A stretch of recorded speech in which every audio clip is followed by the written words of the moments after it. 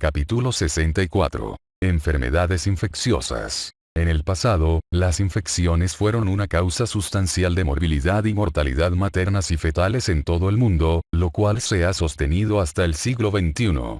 La singular conexión vascular materno-fetal en algunos casos sirve para proteger al feto de los agentes infecciosos, pero en otros casos representa un conducto para la transmisión al feto. El estado serológico materno, la edad gestacional al momento de contraer la infección, el modo de adquisición y el estado inmunitario de madre y feto influyen en el resultado de la enfermedad. Inmunología materna y fetal. Cambios inmunitarios inducidos por el embarazo. Incluso después de estudios intensivos, muchas de las adaptaciones inmunitarias maternas al embarazo aún no se dilucidan del todo. El embarazo se relaciona con un aumento de las células TCD4 positivo secretoras de citocinas tipo Th2, como las interleucinas 4, 5, 10 y 13. La producción de citocinas de tipo Th1, como el interferón gamma y la interleucina 2, parece estar suprimida, lo que conduce a un sesgo de Th2 en el embarazo. Esta tendencia afecta la capacidad para eliminar con rapidez ciertos patógenos durante el embarazo, aunque se desconocen las implicaciones clínicas de esta supresión. Un rasgo importante es que la reacción inmunitaria humoral Th2 permanece intacta. Inmunología fetal y neonatal. La activa capacidad inmunitaria del feto y el recién nacido está comprometida en comparación con la de niños mayores y adultos.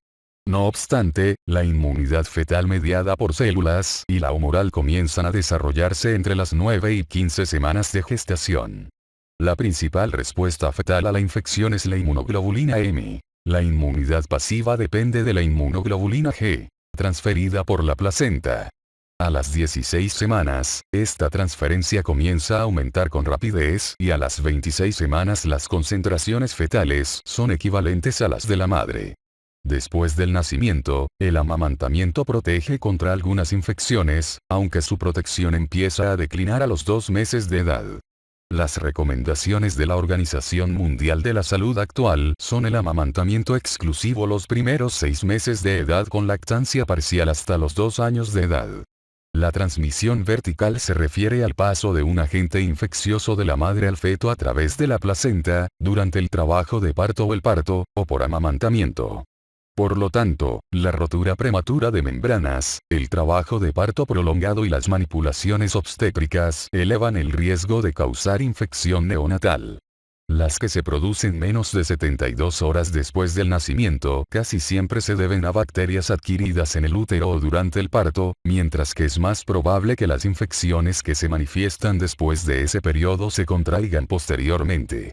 El cuadro 64.1 caracteriza las infecciones específicas por modo y momento de transmisión. La infección neonatal puede ser difícil de diagnosticar, sobre todo en sus etapas iniciales, porque los recién nacidos no expresan a menudo los signos clínicos típicos. Si el feto se infectó en el útero, puede haber depresión y acidosis al nacer sin una razón aparente. Es posible que el recién nacido succione poco, vomite o sufra distensión abdominal. En ocasiones desarrolla insuficiencia respiratoria, que puede manifestarse de manera similar al síndrome de insuficiencia respiratoria idiopática.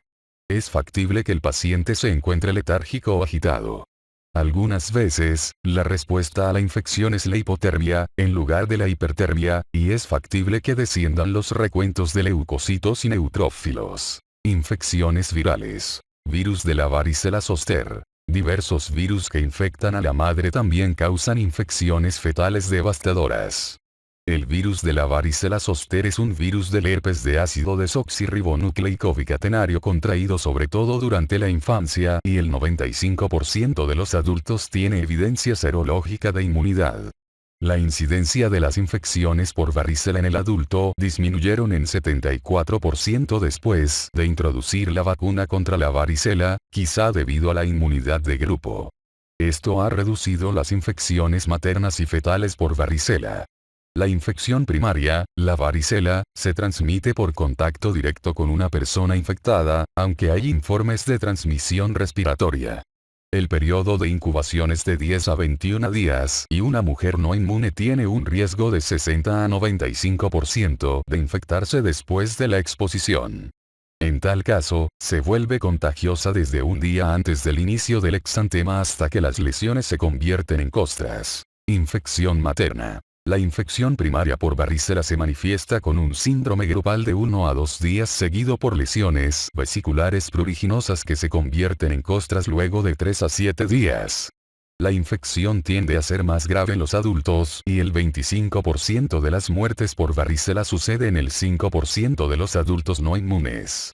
La mortalidad se debe en particular a neumonía por varicela, que se considera más grave en el adulto y sobre todo durante el embarazo. Entre 5 y 20% de las mujeres embarazadas infectadas desarrollan neumonitis.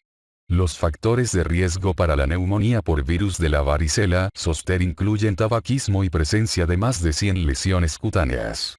Las tasas de mortalidad materna con neumonía han descendido al 1 o 2%. Los síntomas de neumonía casi siempre aparecen después de 3 a 5 días de evolución de la afección. Se caracterizan por fiebre, taquipnia, tos seca, disnea y dolor pleurítico. Los infiltrados nodulares son semejantes a los de otras neumonías virales, capítulo 51, página 1018. Aunque la resolución de la neumonitis es paralela a la de las lesiones cutáneas, la fiebre y el compromiso de la función pulmonar pueden persistir por semanas. Si la infección primaria por varicela se reactiva años más tarde, causa herpes zoster o zona. Se manifiesta como una erupción vesicular en un dermatoma acompañada de dolor intenso. El zoster no parece más frecuente o grave en las mujeres embarazadas. Enders y otros revisaron 366 casos durante el embarazo y encontraron escasa evidencia de que el zoster causara malformaciones congénitas.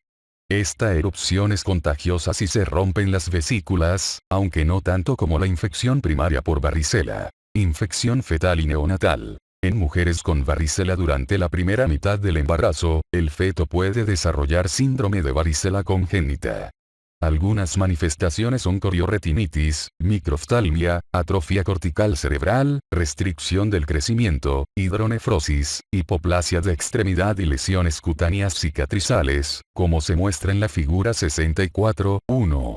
Enders y otros valoraron a 1.373 mujeres embarazadas con varicela. Cuando la infección materna se desarrollaba antes de las 13 semanas, solo 2 de 472 embarazos, 0,4%, produjeron recién nacidos con varicela congénita.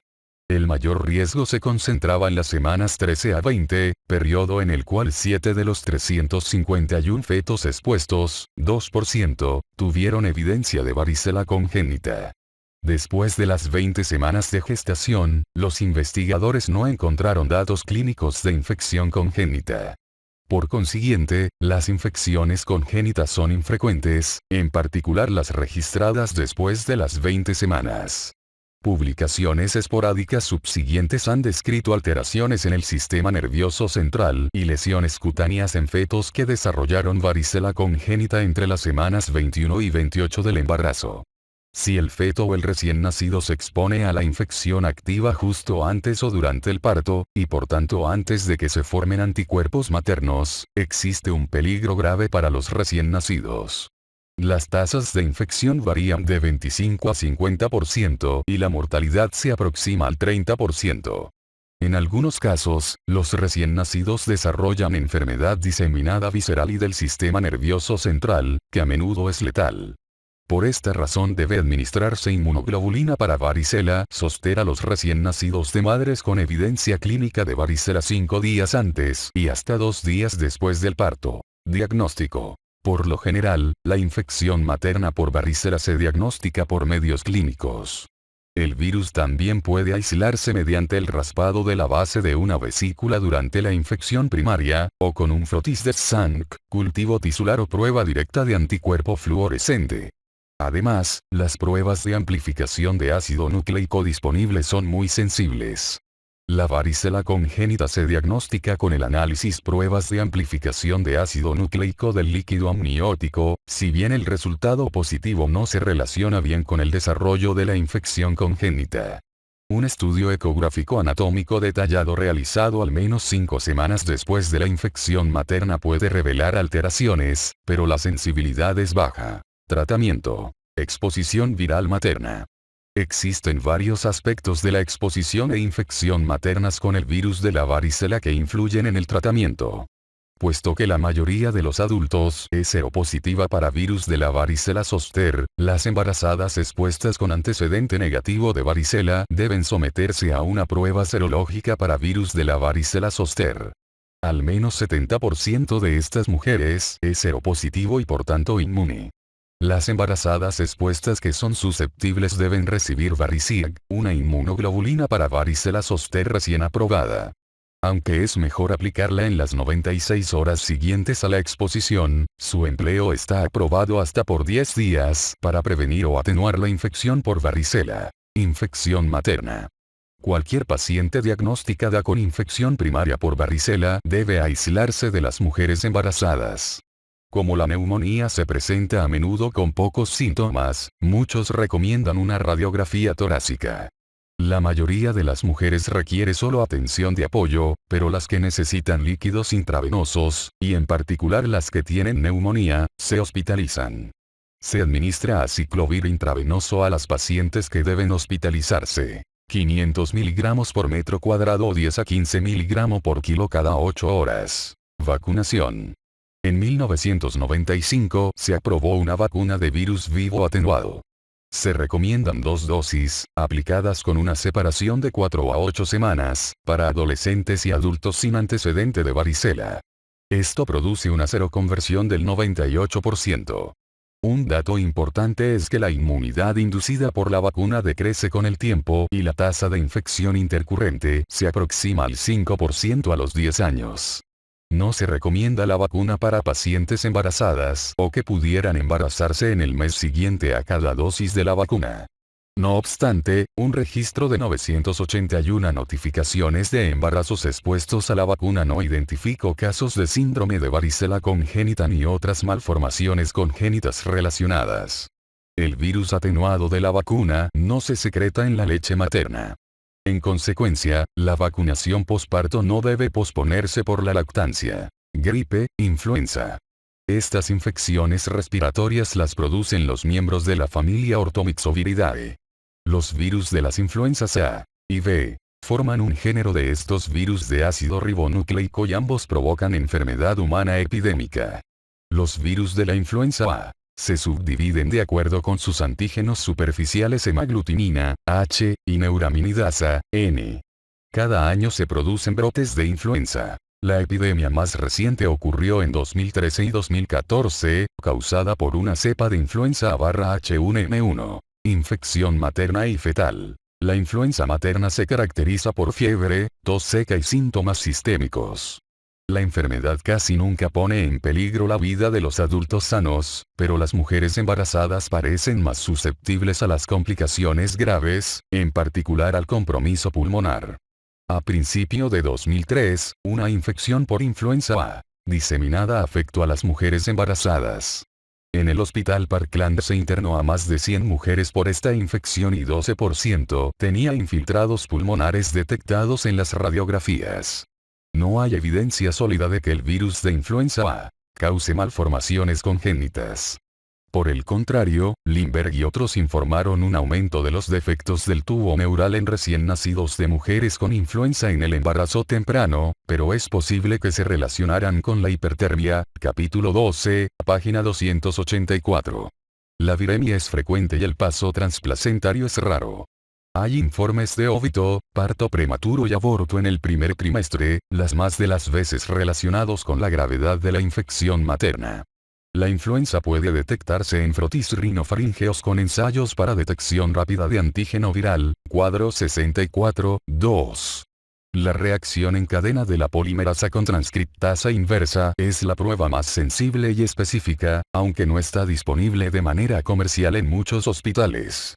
En contraste, las pruebas diagnósticas de influenza rápidas son menos indicativas y su sensibilidad fluctúa entre 40 y 70%.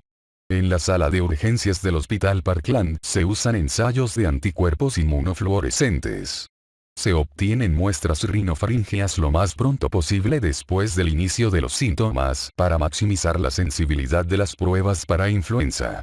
Es importante señalar que las decisiones de administrar antivirales para el tratamiento o quimioprofilaxia de la influenza deben basarse en síntomas clínicos y factores epidemiológicos. Además, no debe posponerse el inicio del tratamiento en espera de los resultados de las pruebas. Tratamiento. En la actualidad se dispone de dos clases de fármacos antivirales. Los inhibidores de la neuraminidasa son muy efectivos para el tratamiento de las influencias A y B tempranas. Este grupo incluye al oseltamivir, que se toma por vía oral para tratamiento y profilaxia, y al zanamivir, que se inhala como tratamiento.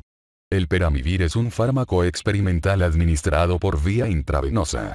Los adamantanos incluyen amantadina y rimantadina, que se usaron por años para el tratamiento y la profilaxia de la influenza A. En 2005 se informó que la resistencia de la influenza A la adamantina era más de 90% en Estados Unidos, por lo que ahora no se recomienda un adamantano. Es posible que estos fármacos sean efectivos de nueva cuenta para las cepas mutadas con posterioridad. Se dispone de escasa experiencia con estos 5 antivirales en embarazadas.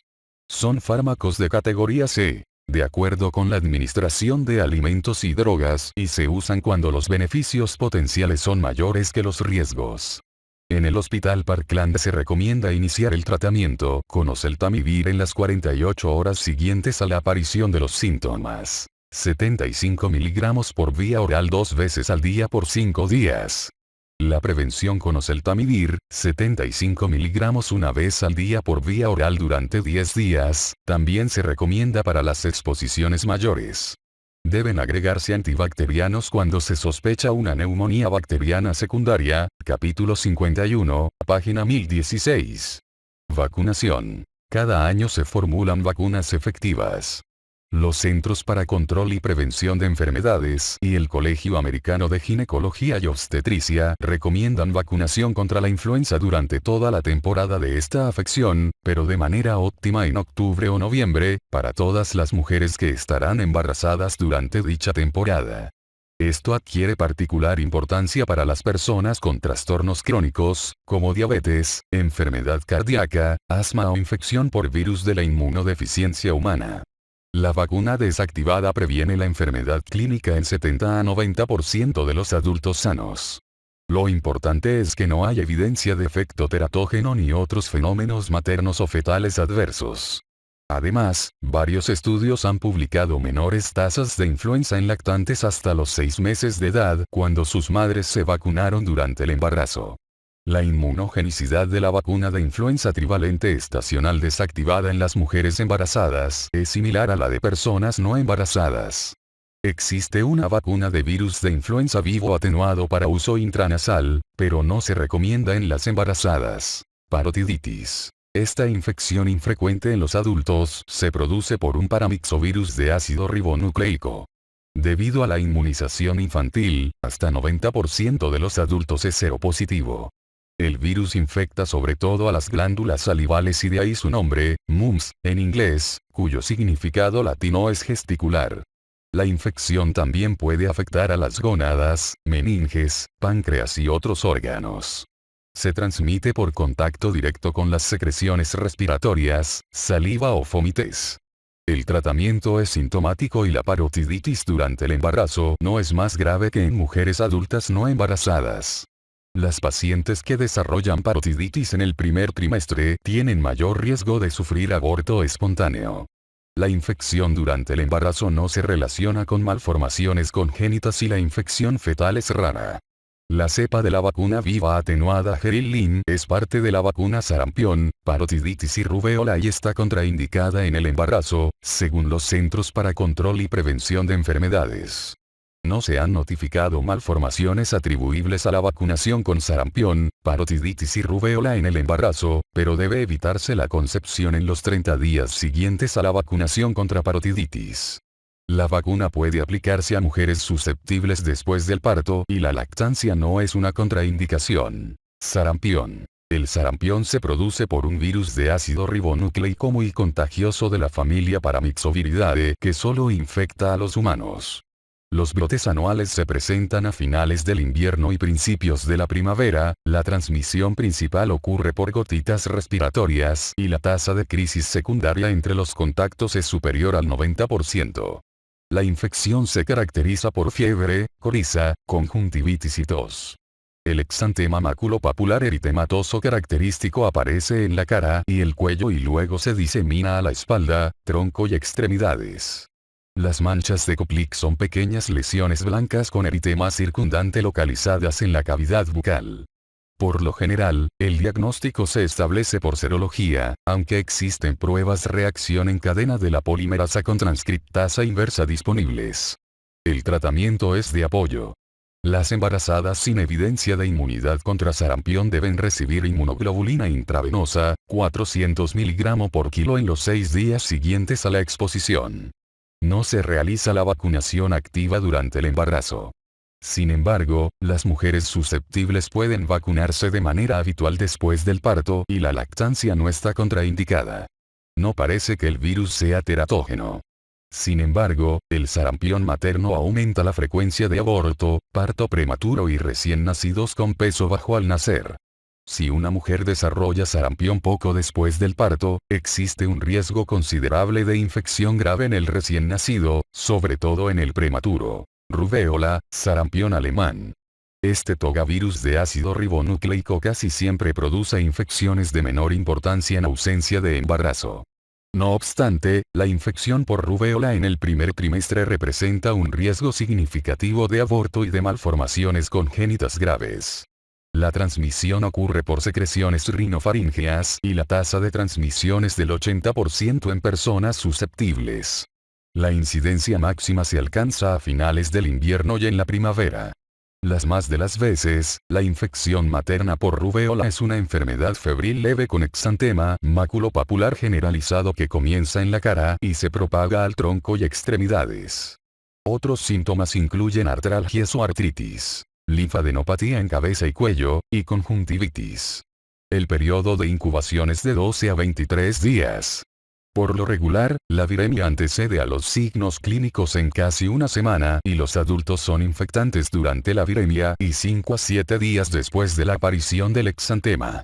Hasta la mitad de las infecciones maternas es subclínica, a pesar de la viremia que puede ocasionar una infección fetal devastadora. Diagnóstico. El virus de la rubéola puede aislarse de la orina, sangre, rinofaringe y líquido cefalorraquídeo hasta por 2 semanas después del inicio del exantema. Pese a ello, el diagnóstico se establece por lo regular con análisis serológico. Puede detectarse el anticuerpo inmunoglobulina M, específico con enzimo inmunoanálisis desde 4 a 5 días después del inicio de la enfermedad clínica, pero puede persistir por 6 semanas después de la aparición del exantema. Un hecho importante es que la reinfección por rubéola puede causar una cifra baja transitoria de inmunoglobulina M. Los títulos de anticuerpo inmunoglobulina G sérico alcanzan su punto máximo 1 a 2 semanas después del inicio del exantema. Esta rápida respuesta de anticuerpos puede complicar el diagnóstico serológico, a menos que se obtengan las muestras unos cuantos días luego del comienzo del exantema. Por ejemplo, si se obtiene la primera muestra 10 días después del exantema, la detección de anticuerpos inmunoglobulina G no permitiría distinguir entre una enfermedad muy reciente y la inmunidad preexistente a la rubéola. La prueba de avidez de inmunoglobulina G se realiza al mismo tiempo que las pruebas serológicas anteriores. Los anticuerpos inmunoglobulina G de gran avidez indican que la infección se estableció al menos 2 meses antes. Efectos fetales. La rubéola es uno de los teratógenos más completos y las secuelas de la infección fetal son peores durante la organogénesis.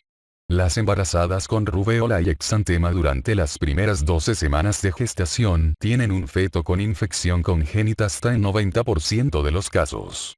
A las 13 a 14 semanas del embarazo, esta incidencia fue del 54% y para el final del segundo trimestre del 25%.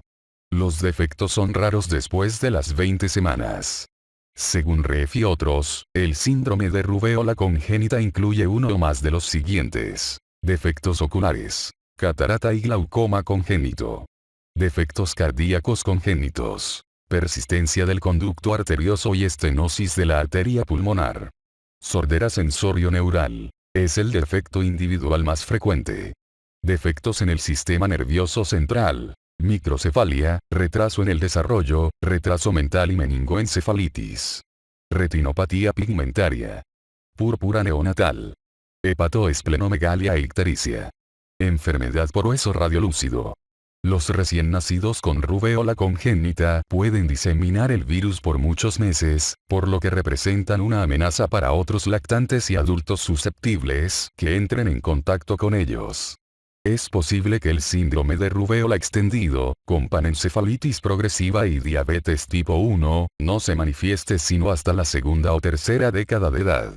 Hasta una tercera parte de los recién nacidos asintomáticos al nacer puede manifestar esta lesión del desarrollo. Tratamiento y prevención. No existe un tratamiento específico para la rubéola.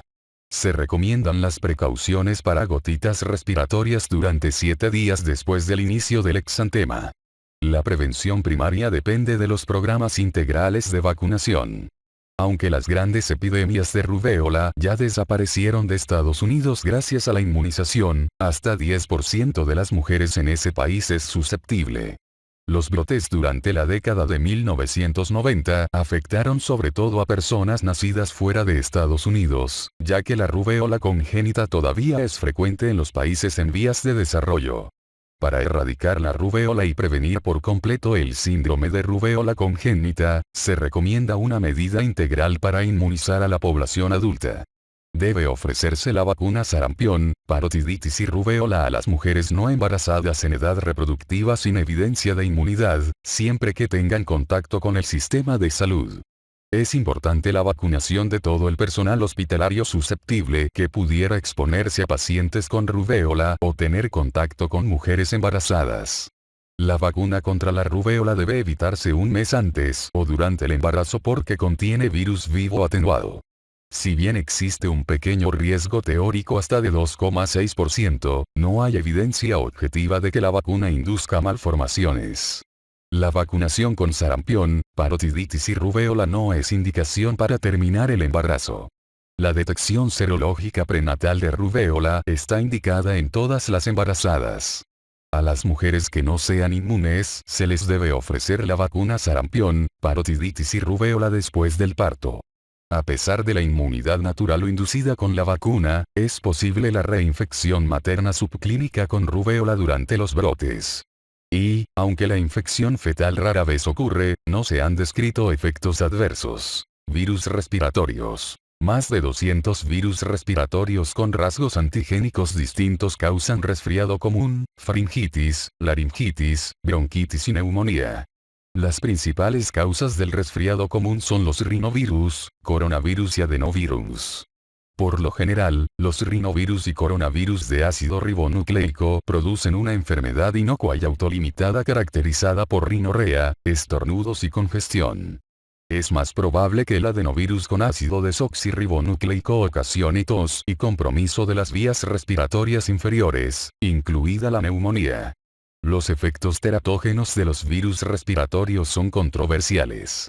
Las mujeres con un resfriado común tuvieron un aumento de 4 a 5 veces de anencefalia en una cohorte de 393 mujeres en el Finnish Register of Congenital Malformations. En otro estudio poblacional, Shaw y otros analizaron los nacimientos en California de 1989 a 1991 y concluyeron que los bajos riesgos atribuibles para defectos del tubo neural se relacionaron con muchas enfermedades en el embarazo temprano. En fecha reciente se condujeron estudios de reacción en cadena de la polimerasa en el líquido amniótico de 1191 mujeres sometidas a amniocentesis para cariotipificación fetal. La reacción en cadena de la polimerasa viral fue positiva en 6,5% y los adenovirus fueron el tipo identificado con mayor frecuencia. Hubo una relación con restricción del crecimiento fetal, hidropesía no inmunitaria, anomalías de pie/mano y defectos del tubo neural. La infección adenoviral es causa conocida de miocarditis en la infancia. Tobin y Forsnes usaron pruebas de reacción en cadena de la polimerasa para identificar y vincular al adenovirus con la miocarditis fetal y la hidropesía no inmunitaria. Antivirus. Estos virus de ácido ribonucleico son miembros de la familia Bungyaviridae. Su reservorio es un roedor y la transmisión tiene lugar por inhalación del virus excretado en la orina y heces del roedor. En 1993 se registró un brote en el oeste de Estados Unidos causado por el virus sin nombre. El síndrome pulmonar por hantavirus resultante se caracterizó por síndrome de insuficiencia respiratoria grave del adulto con una tasa de letalidad del 30 al 40%. Desde entonces han aparecido varios brotes, el más reciente en 2012. Los hantavirus son un grupo heterogéneo de virus con tasas bajas y variables de transmisión transplacentaria. Howard y otros informaron que el síndrome provoca muerte materna, muerte fetal y parto prematuro. No hallaron evidencia de transmisión vertical del virus sin nombre. A pesar de ello, hubo transmisión vertical inconsistente en relación con la fiebre hemorrágica y el síndrome renal causados por otra especie de hantavirus, el virus Hantavirus. Enterovirus. Estos virus son un subgrupo grande de los picornavirus de ácido ribonucleico que incluye a los poliovirus, coxsackie-virus y echovirus. Tienen una cualidad trófica por el epitelio intestinal, pero también pueden producir infecciones diseminadas maternas, fetales y neonatales que afectan al sistema nervioso central, piel, corazón y pulmones. Casi todas las infecciones maternas son subclínicas, pero pueden ser letales para el feto o recién nacido. La hepatitis A es un enterovirus que se describe en el capítulo 55, página 1089. Coxsackie-virus. Por lo regular, las infecciones por coxsackie-virus de los grupos A y B son asintomáticas. Las infecciones sintomáticas, casi siempre por el grupo B, incluyen meningitis aséptica, una enfermedad semejante a la poliomielitis, enfermedad de mano, pie, boca, exantemas, enfermedad respiratoria, pleuritis, pericarditis y miocarditis. No existen tratamientos o vacunación disponibles. Los coxsackie-virus pueden transmitirse en las secreciones maternas al feto durante el parto hasta en la mitad de las mujeres con seroconversión durante el embarazo. También hay informes de paso transplacentario. Las malformaciones congénitas aumentan un poco en las embarazadas con evidencia serológica de coxsackie-virus. La viremia puede ocasionar hepatitis fetal, lesiones cutáneas, miocarditis y encefalomielitis, todas las cuales pueden ser letales. Korolkova y otros también describieron anomalías cardíacas. Hay evidencia de aumento de la frecuencia de peso bajo al nacer, premadurez y recién nacidos pequeños para la edad gestacional. Por último, se ha descrito una rara relación entre la infección materna por coxsackie-virus y la diabetes dependiente de insulina en los hijos. Poliovirus. La mayor parte de estas infecciones muy contagiosas, pero raras, es subclínica o leve. El virus tiene trofismo por el sistema nervioso central y puede provocar poliomielitis paralítica. Siegel demostró que las embarazadas no solo eran más susceptibles a la polio, sino también tenían una tasa más elevada de mortalidad. Se ha reconocido la transmisión perinatal, sobre todo cuando la infección materna se desarrolló en el tercer trimestre. Se recomienda la vacuna desactivada de polio para las embarazadas susceptibles que deben viajar a zonas endémicas o que se hallan en otros contextos de alto riesgo. La vacuna viva oral de polio se ha empleado para la vacunación masiva durante el embarazo sin efectos dañinos para el feto. Parvovirus. El parvovirus humano B19 causa eritema infeccioso, la denominada quinta enfermedad. Este es un pequeño virus con una sola cadena de ácido desoxirribonucleico que se replica con rapidez en las células en proliferación, como los precursores eritroblásticos. Esto puede producir anemia, que es el principal efecto fetal. Solo son susceptibles las personas con el antígeno P globócido en la membrana de los eritrocitos. En mujeres con anemia hemolítica grave, como la drepanocitosis, la infección por parvovirus puede ocasionar una crisis aplásica. El principal modo de transmisión del parvovirus es respiratorio y por contacto mano-boca. La infección es frecuente en los meses de primavera. La tasa de infección materna es más alta en mujeres con hijos en edad escolar y en trabajadoras de guarderías, pero no en maestras de escuela. La viremia se desarrolla 4 a 14 días después de la exposición. Para la edad adulta, solo 40% de las mujeres es susceptible.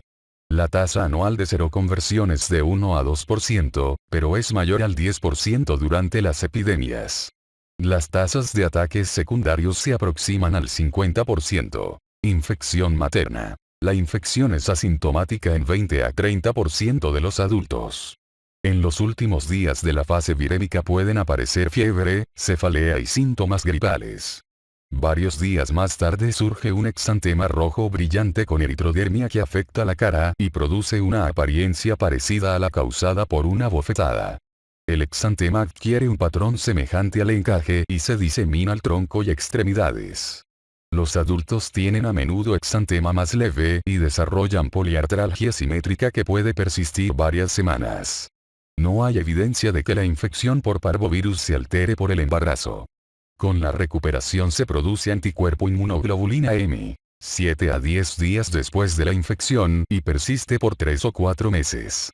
Varios días después de la producción de inmunoglobulina M, el anticuerpo inmunoglobulina G es detectable, persiste toda la vida y genera inmunidad natural. Infección fetal. Hasta en un tercio de las infecciones maternas por parvovirus hay transmisión vertical al feto. La infección fetal se relaciona con aborto, hidropesía no inmunitaria y óbito.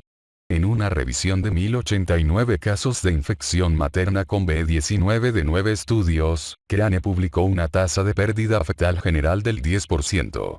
Fue del 15% para las infecciones antes de las 20 semanas, pero solo de 2,3% después de ese punto. Su papel en los óbitos inexplicables más tardíos no está claro porque la mayoría de los datos proviene de cohortes retrospectivas con valoraciones histológicas maternas y fetales incompletas. En la actualidad no hay datos que apoyen la valoración de madres asintomáticas y fetos muertos por infección con parvovirus. El parvovirus es la causa infecciosa más frecuente de hidropesía no inmunitaria en fetos sometidos a necropsia. No obstante, esta complicación solo se desarrolla en cerca del 1% de las mujeres infectadas y casi siempre se produce por infección en la primera mitad del embarazo. Agassi ha investigado de manera extensa el desarrollo y fisiopatología de la hidropesía fetal por parvovirus B19. Al menos 85% de los casos de infección fetal se desarrolló en las 10 semanas siguientes a la infección materna y el intervalo medio fue de 6 a 7 semanas. Más del 80% de los casos de hidropesía se produjo en el segundo trimestre, con una edad gestacional media de 22 a 23 semanas. El periodo crítico para la infección materna causante de hidropesía fetal se calculó entre 13 y 16 semanas, lo que coincide con el lapso en que la hematopoiesis hepática fetal es más intensa. Diagnóstico y tratamiento. La figura 64.2 ilustra un algoritmo para el diagnóstico de la infección materna por parvovirus. Por lo general, el diagnóstico se establece por pruebas serológicas maternas para anticuerpos específicos inmunoglobulina G e inmunoglobulina M. El ácido desoxirribonucleico puede ser detectable por reacción en cadena de la polimerasa en el suero materno durante el prodromo y persiste meses o años después de la infección. La infección fetal se diagnostica por detección del ácido desoxirribonucleico viral B19 en líquido amniótico o anticuerpos inmunoglobulina M, en el suero fetal obtenido por cordocentesis. Las cargas virales fetal y materna no predicen la morbilidad y mortalidad fetales. La mayoría de los casos de hidropesía relacionada con parvovirus se desarrolla en las primeras 10 semanas después de la infección. Por consiguiente, debe practicarse ecografía en serie cada 2 semanas en las mujeres con infección reciente, figura 64.2. Puede emplearse el estudio con Doppler de la arteria cerebral media para predecir la anemia fetal, capítulo 10, página 221. Los valores elevados de velocidad sistólica máxima en la arteria cerebral media fetal predicen con exactitud la anemia fetal. Está indicado el muestreo sanguíneo fetal en presencia de hidropesía para valorar el grado de anemia fetal. La miocarditis fetal puede producir hidropesía con anemia menos grave. Según sea la edad gestacional, la transfusión fetal para hidropesía mejora el resultado en algunos casos. Se han publicado tasas de mortalidad hasta de 30% en fetos con hidropesía sin transfusión.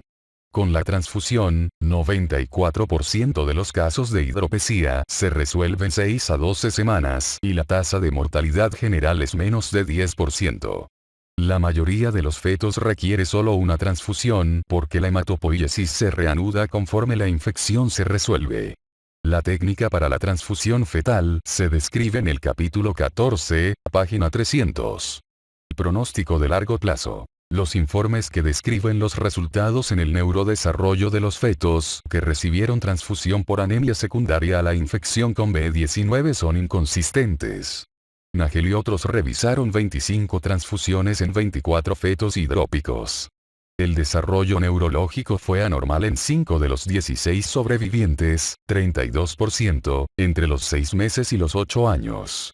Los resultados no se relacionaron con la gravedad de la anemia fetal ni la acidemia y estos investigadores postularon la hipótesis de que la infección misma produjo daño cerebral. De Jong describió los resultados del neurodesarrollo de largo plazo en 28 niños tratados con transfusión intrauterina. A una mediana de edad de 5 años, el 11% tenía alteración en el desarrollo neurológico. Por el contrario, Dembinski vigiló a 20 niños durante una media de 52 meses después de la transfusión. No encontró retraso significativo en el desarrollo neurológico a pesar de la anemia fetal grave. Prevención. Por ahora no existe una vacuna autorizada para el parvovirus B19 humano y no hay evidencia de que el tratamiento antiviral prevenga la infección materna o fetal. Las decisiones para evitar las situaciones de valoración con más alto riesgo son complejas y es preciso valorar los riesgos de exposición. Se advierte a las embarazadas que los riesgos de infección se aproximan hasta 5% luego del contacto casual infrecuente. 20% con la exposición laboral intensa y prolongada, por ejemplo, entre las profesoras, y 50% para la interacción frecuente, como en casa.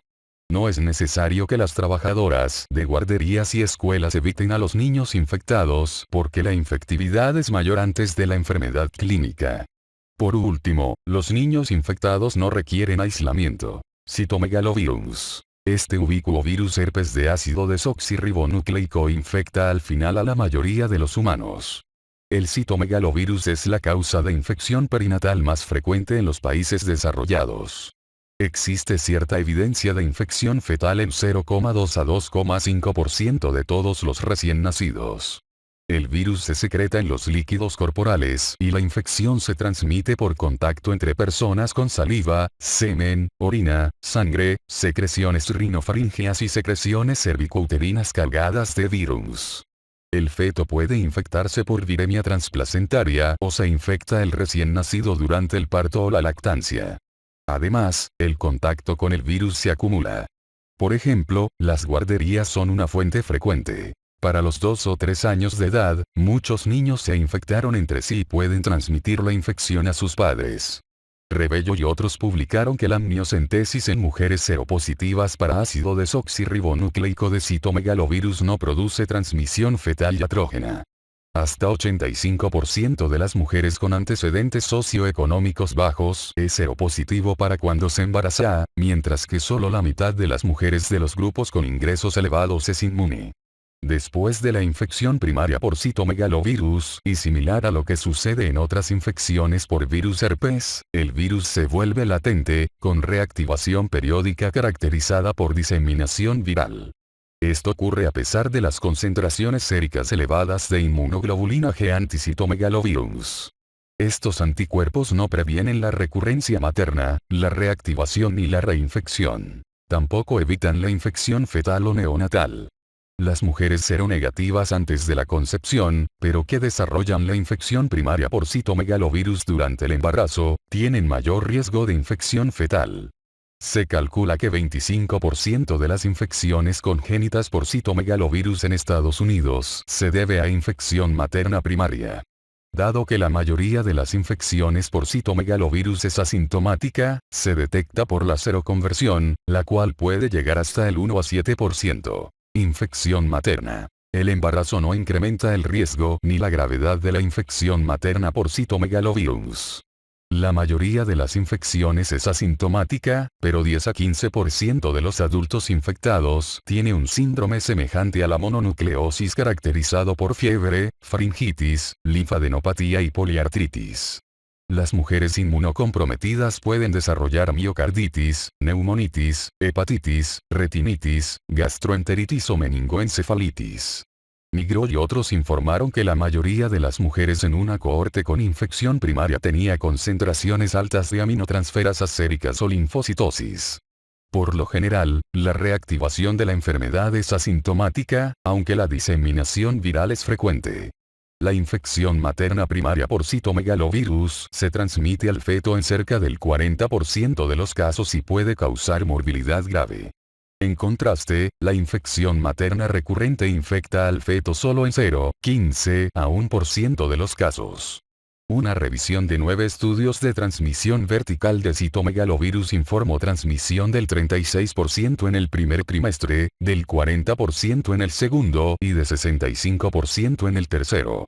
La inmunidad natural adquirida durante el embarazo reduce en 70% el riesgo de infección congénita por citomegalovirus en embarazos futuros.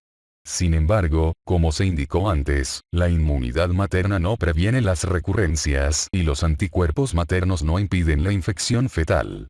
Además, algunas mujeres seropositivas pueden infectarse de nueva cuenta con una cepa viral distinta que produce infección fetal y enfermedad congénita sintomática. Infección fetal. Cuando un recién nacido tiene secuelas aparentes de la infección por citomegalovirus contraída en el útero, se conoce como infección sintomática por citomegalovirus. La infección congénita es un síndrome que puede incluir restricción del crecimiento, microcefalia, calcificaciones intracraneales, corioretinitis, retraso mental y motor, deficiencias sensorio-neurales, hepatoesplenomegalia, ictericia, anemia hemolítica y púrpura trombocitopénica, figura 64.3. Cheran y otros revisaron la patogenia de estos efectos. De los 40.000 recién nacidos infectados que se calcula nacen cada año, solo 5 a 10% presenta este síndrome. Por lo tanto, la mayoría de los lactantes infectados se encuentra asintomática al nacer, pero algunos desarrollan secuelas tardías que pueden incluir pérdida auditiva, deficiencias neurológicas, corioretinitis, retraso psicomotor y dificultades para el aprendizaje. Diagnóstico prenatal. Por ahora no se recomienda la detección serológica prenatal de citomegalovirus. Se debe practicar una prueba para citomegalovirus a las mujeres embarazadas si presentan una enfermedad semejante a la mononucleosis o si se sospecha infección congénita con base en los hallazgos ecográficos anormales. La infección primaria se diagnostica con prueba de inmunoglobulina G específica para citomegalovirus de muestras emparejadas de suero de la etapa aguda y la convalescencia. La inmunoglobulina M de citomegalovirus no indica con exactitud el momento de la seroconversión porque el título de anticuerpos inmunoglobulina M puede permanecer alto por más de un año. Además, la inmunoglobulina M contra citomegalovirus puede encontrarse en la reactivación de la enfermedad o en la infección con una nueva cepa. En consecuencia, la prueba de avidez por inmunoglobulina G de citomegalovirus específica es valiosa para confirmar la infección primaria por citomegalovirus, figura 64.4. La avidez alta de inmunoglobulina G anti-citomegalovirus indica infección materna primaria más de 6 meses antes de la prueba. Por último, un cultivo viral puede ser útil, aunque se requiere un mínimo de 21 días antes que el resultado se considere negativo. Varias alteraciones fetales relacionadas con la infección por citomegalovirus pueden identificarse en la ecografía, tomografía computarizada o imagen por resonancia magnética. En algunos casos se encuentran durante una detección ecográfica prenatal sistemática, pero en otros son parte de un estudio específico en las mujeres con infección por citomegalovirus. Los hallazgos incluyen microcefalia, ventriculomegalia y calcificaciones cerebrales, ascitis, hepatomegalia, esplenomegalia e intestino hiperecóbico, hidropesía, y oligohidramnios. Los hallazgos ecográficos anormales combinados con resultados positivos en análisis de sangre fetal o líquido amniótico son predictivos de un riesgo cercano al 75% de infección congénita sintomática. La prueba de amplificación de ácido nucleico de citomegalovirus en líquido amniótico se considera el estándar de referencia para el diagnóstico de la infección fetal. La sensibilidad varía de 70 a 99% y depende del momento en que se practica la amniocentesis. La sensibilidad es mayor cuando la amniocentesis se realiza al menos 6 semanas después de la infección materna y después de 21 semanas. Un resultado negativo en la reacción en cadena de la polimerasa del líquido amniótico no descarta la infección fetal y puede ser necesario repetirla si es alta la sospecha de infección fetal. Tratamiento y prevención. El tratamiento de la mujer embarazada inmunodeprimida con citomegalovirus primario o recurrente se limita a medidas sintomáticas. Si se confirma la infección primaria reciente, debe ofrecerse análisis de líquido amniótico. La asesoría sobre el resultado fetal depende de la edad gestacional a la que se documente la infección primaria. Incluso con la elevada tasa de compromiso en la infección primaria durante la mitad del embarazo, la mayoría de los fetos se desarrolla de manera normal. No obstante, la terminación del embarazo es una opción para algunas. Kimberlin mostró que la administración de ganciclovir intravenoso durante 6 semanas a los recién nacidos con enfermedad sintomática del sistema nervioso central previene el deterioro auditivo a los 6 meses, y quizá más tarde. Por el contrario, el tratamiento antiviral antes del parto no impide la transmisión intrauterina de citomegalovirus. La inmunización pasiva con globulina hiperinmune específica para citomegalovirus reduce el riesgo de infección congénita por citomegalovirus cuando se aplica a las embarazadas con enfermedad primaria. Se necesitan más estudios clínicos antes que esto se convierta en un tratamiento estándar. No existe una vacuna contra citomegalovirus. La prevención de la infección congénita consiste en evitar la infección primaria materna, sobre todo en el embarazo temprano. Se han promovido medidas básicas, como la higiene adecuada y el lavado manual, en particular entre las mujeres con lactantes mayores en guardería.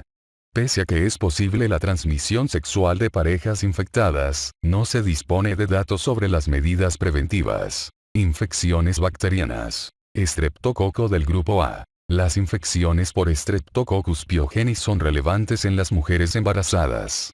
Es la causa bacteriana más frecuente de faringitis aguda y se relaciona con varias infecciones sistémicas y cutáneas. Streptococcus pyogenes produce muchas toxinas y enzimas causantes de la toxicidad local y sistémica relacionada con este microorganismo. Las cepas productoras de exotoxina pirógena casi siempre se relacionan con enfermedad grave. En la mayor parte de los casos, la faringitis estreptocócica, fiebre escarlatina y erisipela no ponen en peligro la vida. El tratamiento, que se basa casi siempre en penicilina, es similar en mujeres embarazadas y no embarazadas. En Estados Unidos, Streptococcus pyogenes pocas veces provoca infección puerperal. Sin embargo, es todavía la causa más frecuente de infección puerperal y muerte materna en todo el mundo, y la incidencia de estas infecciones va en aumento. Las infecciones puerperales se describen con detalle en el capítulo 37, página 682. A principio de la década de 1990 surgió el síndrome de choque tóxico, manifestado por hipotensión, fiebre y signos de insuficiencia orgánica múltiple en presencia de bacteriemia. La tasa de letalidad se aproxima al 30% y las tasas de morbilidad y mortalidad mejoran con la detección temprana. El tratamiento incluye clindamicina o penicilina y a menudo desbridamiento quirúrgico. En el comercio no está disponible una vacuna para estreptococo del grupo A. Estreptococo del grupo B. Streptococcus agalactiae es un microorganismo del grupo B, que puede colonizar el tubo digestivo y las vías genitourinarias en 20 a 30% de las embarazadas. Durante todo el embarazo, el estreptococo del grupo B se aísla en forma transitoria, intermitente o crónica. Aunque lo más probable es que el patógeno esté siempre presente en estas mujeres, su aislamiento no es consistente. Infección materna y perinatal. El espectro del estreptococo del grupo B, materno y fetal varía desde la colonización asintomática hasta la septicemia. Streptococcus agalactiae se ha referido en resultados adversos del embarazo que incluyen trabajo de parto prematuro, rotura prematura de membranas, corioamnionitis clínica y subclínica, e infecciones fetales.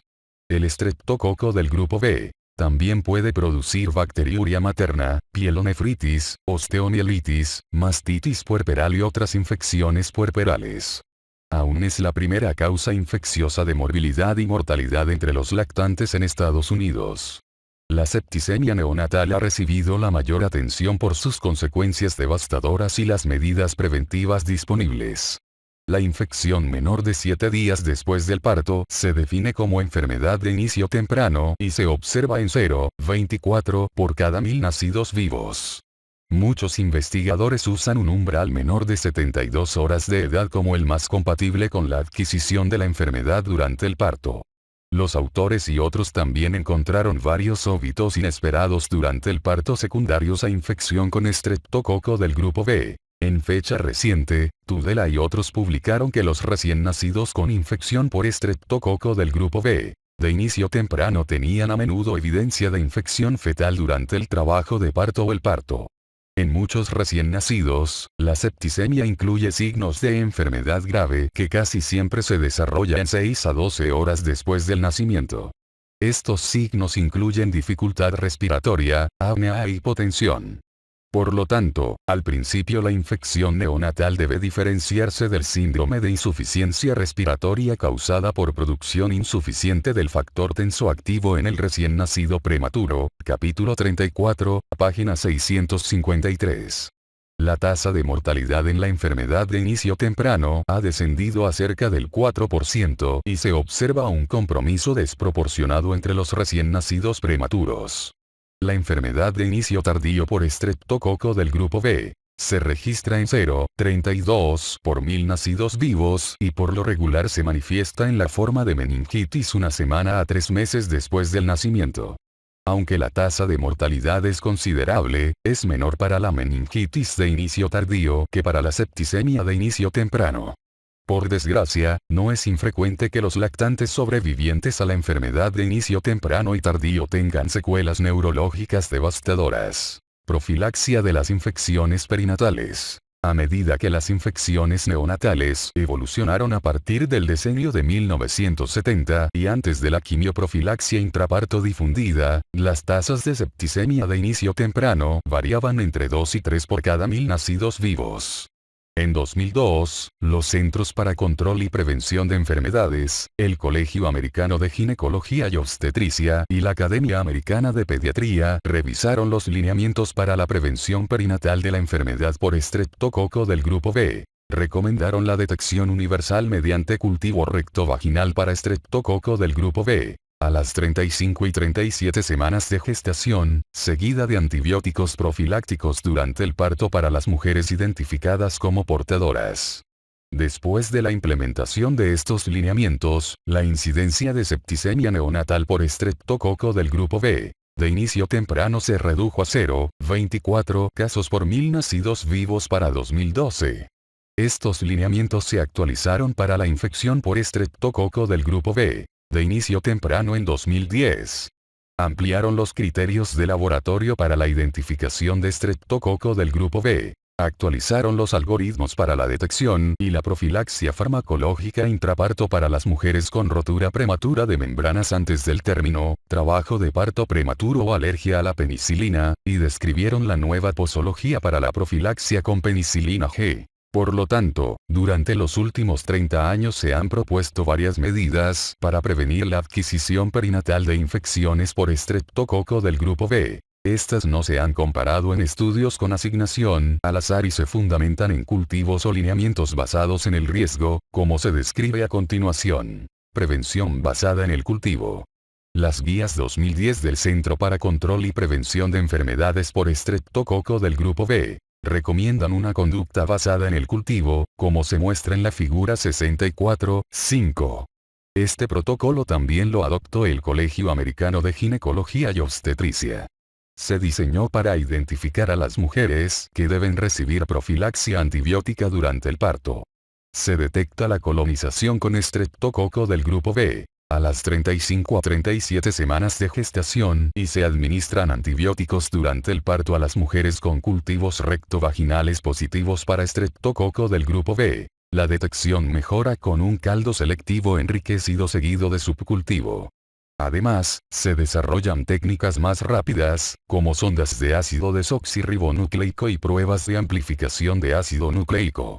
Un hermano previo con enfermedad invasiva por estreptococo del grupo B, e identificación de bacteriuria por estreptococo del grupo B, En el embarazo actual también se consideran indicaciones para la profilaxia. Prevención basada en el riesgo. Se recomienda una medida basada en el riesgo para las mujeres en trabajo de parto y en las que se desconocen los resultados de los cultivos para estreptococo del grupo B. Esta forma se basa en los factores de riesgo relacionados con la transmisión intraparto de estreptococo del grupo B. Se instituye profilaxia farmacológica intraparto a las mujeres con cualquiera de los siguientes factores. Parto menor de 37 semanas, rotura de membranas mayor o igual a 18 horas, o temperatura intraparto mayor o igual a 38 grados centígrados, 100,4 grados Fahrenheit. Las mujeres con estreptococo del grupo B, durante el embarazo en curso y las que tuvieron un hijo con enfermedad invasiva por estreptococo del grupo B, de inicio temprano también reciben la profilaxia. En 1995 en el Hospital Parkland, y antes de los lineamientos de consenso, se adoptó una medida basada en el riesgo para el tratamiento durante el parto de las mujeres con riesgo elevado. Además, todos los recién nacidos de término que no recibieron profilaxia durante el parto se trataron en la sala de partos con penicilina G acuosa, 50.000 a 60.000 unidades por vía intramuscular. Las tasas de infección temprana y septicemia por estreptococo del grupo B, y septicemia por causa distinta a estreptococo del grupo B, se redujeron de 0,4 a 0,66 por cada 1000 nacidos vivos. La infección temprana no causada por estreptococo del grupo B, se identificó en 0,24 por cada 1000 nacidos vivos, cifra que se mantuvo estable durante las últimas 2 décadas. Por consiguiente, esta conducta tiene resultados similares a los que publicaron los Centros para Control y Prevención de Enfermedades para la prevención basada en el cultivo. Profilaxia antibiótica intraparto. La profilaxia administrada mayor o igual a 4 horas antes del parto es muy efectiva. Cualquiera que sea el método de detección, la penicilina es todavía el fármaco de primera línea para la prevención. La ampicilina es una alternativa aceptable, cuadro 64.3. Las mujeres alérgicas a la penicilina y sin antecedente de anafilaxia deben recibir cefazolina.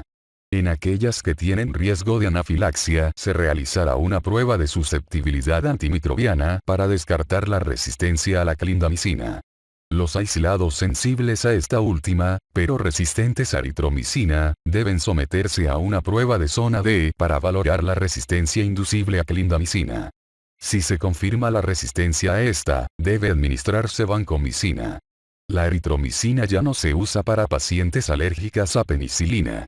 Las recomendaciones adicionales para el tratamiento del trabajo de parto prematuro, amenaza de parto prematuro o rotura prematura de membranas antes del término se muestran en la figura 64.6. Las mujeres que se someten a cesárea antes del comienzo del trabajo de parto con las membranas intactas no necesitan profilaxia contra estreptococo del grupo B, al margen de su estado de colonización o edad gestacional. Staphylococcus aureus resistente a meticilina. Staphylococcus aureus es una bacteria gram positiva piógena y se considera la más virulenta de las especies de estafilococos. Coloniza sobre todo las narinas, piel, tejidos genitales y bucofaringe. Cerca del 20% de los individuos sanos es portador persistente, 30 a 60% es portador intermitente y 20 a 50% no es portador. La colonización se considera el principal factor de riesgo para la infección. Staphylococcus aureus resistente a la meticilina coloniza solo al 2% de las personas, pero es un factor contribuyente sustancial a la carga de atención médica. Las infecciones por Staphylococcus aureus resistente a la meticilina se relacionan con mayores costos y tasas de mortalidad que las causadas por Staphylococcus aureus sensible a la meticilina. El Staphylococcus aureus resistente a la meticilina relacionado con la comunidad se diagnostica en un paciente sin los factores de riesgo identificados atendido en una institución ambulatoria o en las primeras 48 horas de la hospitalización. Dichos factores de riesgo incluyen infección previa con Staphylococcus aureus resistente a la meticilina, hospitalización, diálisis o cirugía en el año previo y presencia de catéteres o dispositivos permanentes. Las infecciones por Staphylococcus aureus resistente a la meticilina relacionado con el hospital son nosocomiales.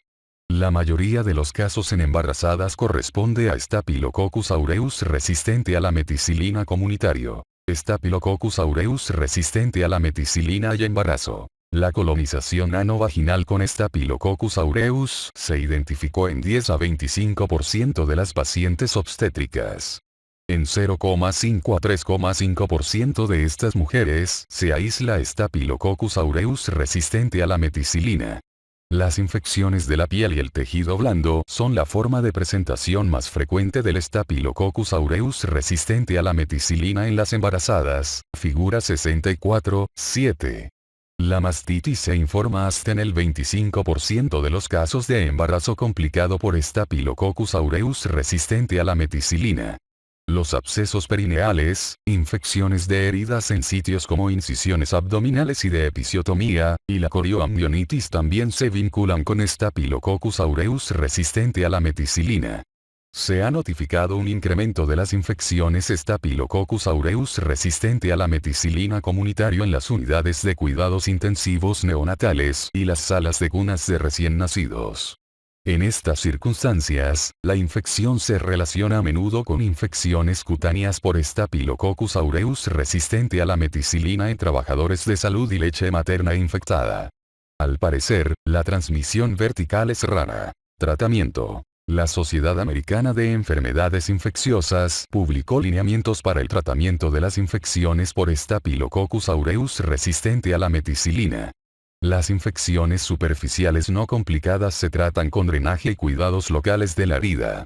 Los beneficios del tratamiento antibiótico en estas situaciones no están comprobados y la mayoría de los estudios no muestra mejores resultados con la adición de antibióticos apropiados para Staphylococcus aureus resistente a la meticilina.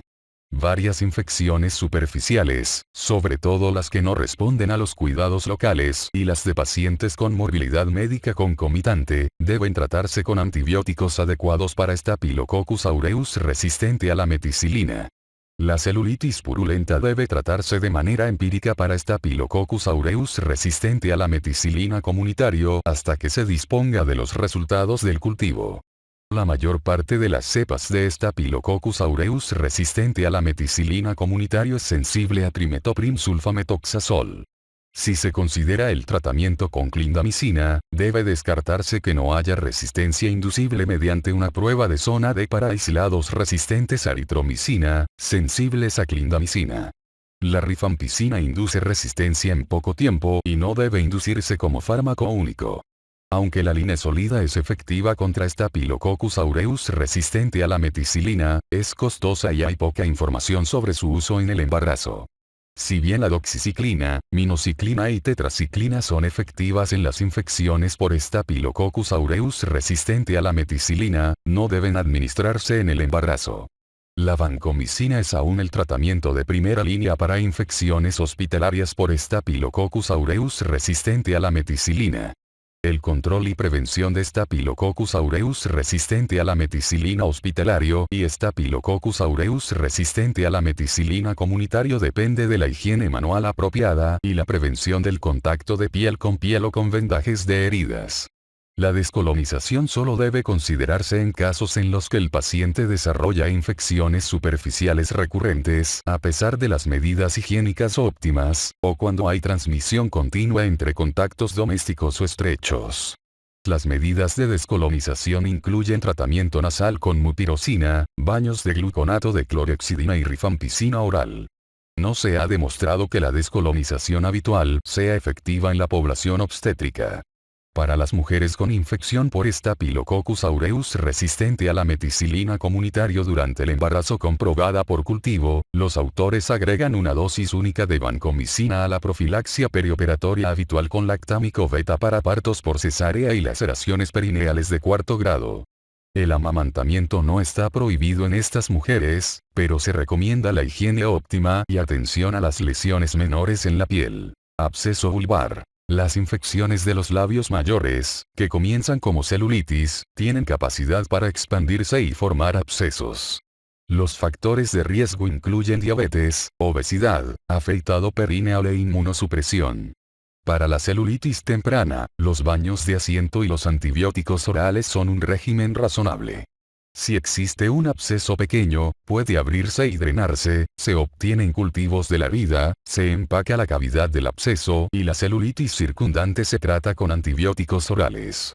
Estas infecciones casi siempre son polimicrobianas y se administran antibióticos de amplio espectro adecuados, junto con cobertura para Staphylococcus aureus resistente a la meticilina. Para las infecciones graves, en particular en pacientes inmunodeprimidas o embarazadas, muchas veces están indicados la hospitalización y tratamiento antimicrobiano intravenoso por los elevados riesgos de fascitis necrosante. Es mejor drenar los abscesos grandes en el quirófano con la analgesia o anestesia adecuadas. Por lo regular, los quistes del conducto de la glándula de Bartholin son unilaterales, estériles y no requieren tratamiento durante el embarazo. Si un quiste es lo bastante grande para obstruir el parto, la aspiración con aguja es una medida temporal apropiada. Si el conducto de la glándula está infectado, se identifican un abultamiento vulvar unilateral localizado, hipersensibilidad y eritema. El tratamiento se basa en antibióticos de amplio espectro y se establece el drenaje. Además de obtener cultivos de la vida, se realizan pruebas para Neisseria gonorrhea y Chlamydia trachomatis. En caso de abscesos pequeños pueden ser apropiados una incisión y la colocación de un catéter de Ward. Para los abscesos grandes con celulitis extensa es mejor aplicar drenaje en el quirófano. En estos casos puede efectuarse la marsupialización de los bordes de la cavidad abierta del absceso. En ocasiones se desarrollan abscesos de las glándulas periuretrales. La más grande, la glándula de Skene, puede necesitar drenaje y antibióticos de amplio espectro, si existe supuración. Listeriosis. Listeria monocytogenes es una causa infrecuente, aunque quizá no se diagnostique siempre, de septicemia neonatal. Este bacilo gram positivo intracelular facultativo puede aislarse de las heces de 1 a 5% de los adultos. Se cree que casi todos los casos de listeriosis se transmiten por alimentos. Se han registrado brotes producidos por verduras crudas, ensalada de col, sidra de manzana, melones, leche, queso fresco estilo mexicano, pescado ahumado y alimentos procesados, como paté, hummus, embutidos y carnes frías. Las infecciones por listeria son más comunes en los pacientes de edad muy avanzada o muy jóvenes, embarazadas y sujetos inmunodeprimidos. La incidencia de estas infecciones parece ir en aumento en varios países de todo el mundo. De los 1.651 casos publicados entre 2009 y 2011, los Centros para Control y Prevención de Enfermedades encontraron que 14% correspondía a mujeres embarazadas. Además, en una revisión reciente, las pacientes embarazadas tuvieron una tasa significativamente más elevada de listeriosis que las personas en edad reproductiva no embarazadas. No está claro por qué las mujeres grávidas todavía representan una cantidad significativa de estos casos notificados. Una hipótesis señala que las embarazadas son susceptibles por la disminución de la inmunidad mediada por células. Otra establece que los trofoblastos de la placenta son susceptibles a la invasión por Listeria monocytogenes. Infección materna y fetal. La listeriosis durante el embarazo puede ser asintomática o producir una enfermedad febril que se confunde con influenza, pielonefritis o meningitis. Por lo general, el diagnóstico no es evidente hasta que se obtiene el resultado positivo de los hemocultivos. La infección oculta o subclínica también puede estimular el trabajo de parto. En caso de infección fetal, es frecuente que el líquido amniótico tenga una coloración parduzca o esté teñido de meconio, incluso en embarazos de pretérmino. En 2011, un brote de listeria relacionada con melones produjo infección en 147 personas. 7 de esas infecciones se relacionaron con el embarazo, 4 en mujeres grávidas y 3 en recién nacidos. La listeriosis materna provoca infección fetal que por lo regular produce lesiones granulomatosas diseminadas con microabscesos. La corioamnionitis es común en la infección materna y las lesiones placentarias incluyen múltiples microabscesos bien delimitados. Las infecciones neonatales de inicio temprano y tardío son similares a la infección por estreptococo del grupo B. En una revisión de 222 casos realizada por Milonakis, la infección produjo el aborto óbito en 20% de los casos y septicemia neonatal en 68% de los recién nacidos sobrevivientes. Voetzsch informó hallazgos similares. En la figura 64.8 se muestra un óbito por listeriosis. Casi siempre se recomienda el tratamiento con ampicilina más gentamicina por el sinergismo contra las especies de listeria. Puede administrarse trimetoprim sulfametoxazol a las mujeres alérgicas a la penicilina. En la mayoría de los casos, el tratamiento materno también es efectivo para la infección fetal. No existe una vacuna y la prevención se basa en el lavado de verduras crudas y cocción de todos los alimentos crudos. Las embarazadas también deben evitar los alimentos referidos ya mencionados. Salmonelosis. Las infecciones por especies de salmonela son todavía una causa sustancial y creciente de enfermedades transmitidas por alimentos. En Estados Unidos, 6 serotipos causan la mayoría de los casos, incluidos Salmonella typhimurium y enteritis. La gastroenteritis por Salmonella notifoidica se contrae por alimentos contaminados. Los síntomas incluyen diarrea no sanguinolenta, dolor abdominal, fiebre, escalofrío, náusea y vómito que comienzan 6 a 48 horas después de la exposición. El diagnóstico se determina con análisis fecales. Se administra solución cristaloide intravenosa para la rehidratación. No se administran antibióticos en caso de infecciones no complicadas porque no suelen acortar la enfermedad y pueden prolongar el estado de portador convaleciente.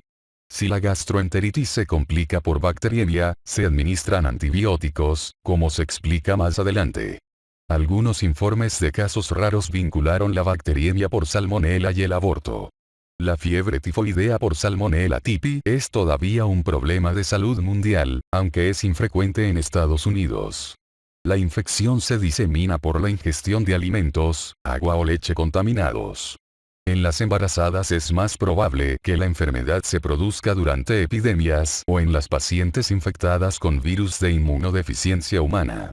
Hace algunos años, la fiebre tifoidea prenatal causaba aborto, trabajo de parto prematuro y muerte materna o fetal. El tratamiento preferible incluye las fluoroquinolonas y las cefalosporinas de tercera generación. Para la fiebre entérica, tifoidea, es importante realizar una prueba de susceptibilidad antimicrobiana por el desarrollo de cepas resistentes.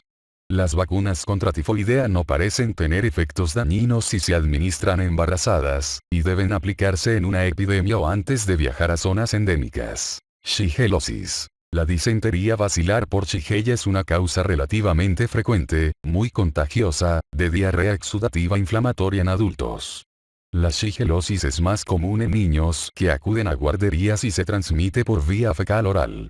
Las manifestaciones clínicas son variables, desde diarrea leve hasta disentería grave, heces sanguinolentas, cólico abdominal, tenesmo, fiebre y toxicidad sistémica. Aunque la shigellosis puede autolimitarse, es esencial prestar atención especial al tratamiento de la deshidratación en los casos graves. Los autores han atendido a mujeres embarazadas en las que la diarrea era mayor de 10 litros al día. El tratamiento antibiótico es obligado y la terapéutica efectiva durante el embarazo incluye fluoroquinolonas, ceftriaxona o acitromicina. La resistencia antimicrobiana emerge con rapidez y las pruebas de susceptibilidad antibiótica ayudan a guiar el tratamiento adecuado. Enfermedad de Hansen. También conocida como lepra, esta infección crónica la produce Mycobacterium leprae y es rara en Estados Unidos.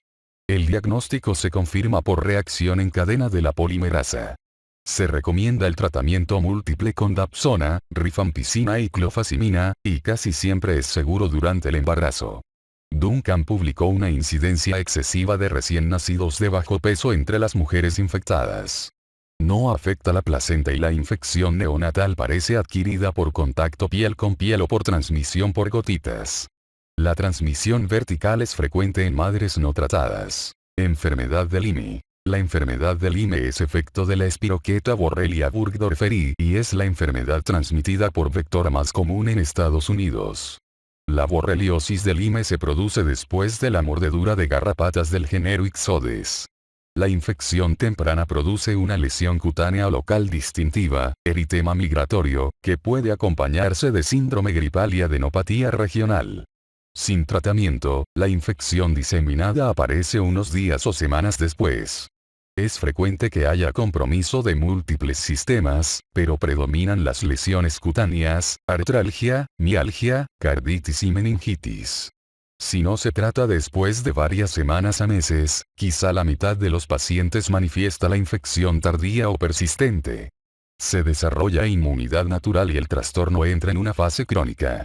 Aunque algunos pacientes permanecen asintomáticos, otros desarrollan diversas manifestaciones cutáneas, articulares o neurológicas en la fase crónica.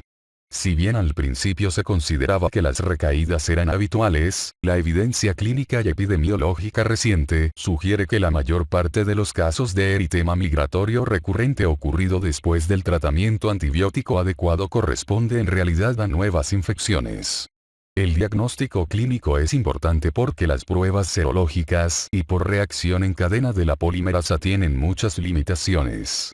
Se recomienda la prueba serológica para inmunoglobulina M e inmunoglobulina G en la infección temprana, seguida de la prueba de inmunotransferencia como confirmación. Lo ideal es que se completen las pruebas serológicas aguda y en la convalescencia, si es posible. Las tasas de resultados positivos y negativos falsos son altas. Hay otras pruebas más exactas en desarrollo. Tratamiento y prevención. Wormser revisó el tratamiento óptimo de la enfermedad de Lyme para la Sociedad Americana de Enfermedades Infecciosas. Para la infección temprana se recomienda doxiciclina, amoxicilina o cefuroxima durante 14 días, si bien la doxiciclina se evita por lo regular en el embarazo. Para las infecciones tempranas complicadas se administra un curso de 14 a 28 días de ceftriaxona, cefotaxima o penicilina G intravenoso. Los casos complicados incluyen meningitis, carditis o infecciones diseminadas. La artritis crónica y el síndrome posterior a la enfermedad de Lyme se tratan con regímenes orales o intravenoso prolongados, pero los síntomas responden en escasa medida al tratamiento. No existe una vacuna en el comercio. La prevención más efectiva consiste en evitar las áreas endémicas para enfermedad de Lyme y mejorar el control de garrapatas de esas zonas. La autoexploración con remoción de las garrapatas ingurgitadas antes de 36 horas de su fijación reduce el riesgo de infección. Para las mordeduras de garrapatas identificadas en menos de 72 horas, una sola dosis oral de 200 miligramos de doxiciclina reduce el desarrollo de la infección. Existen varios informes de enfermedad de Lyme en el embarazo, aunque no existen series grandes. La transmisión transplacentaria está confirmada, pero no se ha efectuado una identificación concluyente de efectos congénitos de la borreliosis materna. El tratamiento oportuno de la infección materna temprana debe prevenir la mayoría de los resultados adversos del embarazo. Tuberculosis. El diagnóstico y tratamiento de la tuberculosis durante el embarazo se describen con detalle en el capítulo 51, página 1019. Infecciones por protozoarios. Toxoplasmosis. El parásito intracelular obligado Toxoplasma gondii tiene un ciclo vital con dos etapas distintivas. La etapa feline ocurre en el gato, el hospedador definitivo, y su presa. Los oocitos no esporulados se excretan en las heces. En la etapa no felina, los quistes tisulares con los bradizoitos o quistes son ingeridos por el hospedador intermediario, incluido el humano. El ácido gástrico digiere los quistes que liberan bradizoitos. Estos infectan el epitelio del intestino delgado, donde se transforman en taquizoitos que se dividen con rapidez y pueden infectar a las células del mamífero hospedador. Las defensas inmunitarias humorales y mediadas por células eliminan a la mayoría, pero se desarrollan quistes en los tejidos. Su persistencia de por vida es la forma crónica de la toxoplasmosis. La infección humana se contrae al ingerir carne cruda o poco cocida infectada con quistes tisulares, o por el contacto con los ooquistes de las heces felinas en arena para gatos, tierra o agua contaminadas. La infección previa se confirma con prueba serológica y su prevalencia depende de la localización geográfica y el genotipo del parásito. En Estados Unidos existe una seroprevalencia del 5 al 30% en personas de 10 a 19 años, y puede ser mayor de 60% después de los 50 años. Por lo tanto, un segmento significativo de las embarazadas de ese país es susceptible a la infección.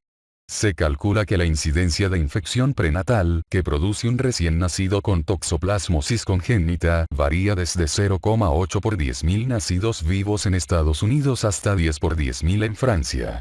Cada año se diagnostican entre 400 y 4.000 casos de toxoplasmosis congénita en Estados Unidos.